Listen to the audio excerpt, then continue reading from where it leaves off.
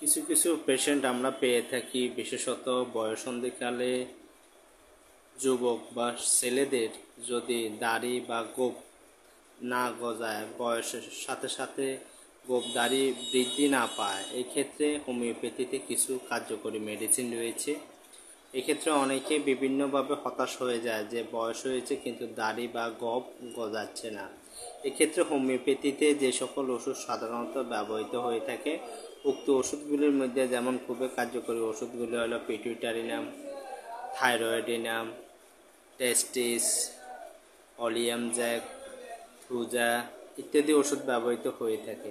এক্ষেত্রে রোগীর ক্ষেত্রে যেটা উপযুক্ত ওষুধ উপযুক্ত চিকিৎসকের পরামর্শক্রমে সেবনের মাধ্যমে বয়ঃসন্ধিকাল অতিক্রমের পরে যখন বয়ঃসন্ধিকালে গোঁফ, দাড়ি ইত্যাদি গজাবে, গোপনাঙ্গে শরীরে বিভিন্ন স্থানে চুল গজাবে ইত্যাদি বহিঃপ্রকাশ ঘটার সময়, এই সময় যদি না ঘটে, এক্ষেত্রে হোমিওপ্যাথিক ওষুধ খুবই কার্যকরী এবং গুরুত্বপূর্ণ ভূমিকা পালন করে থাকে।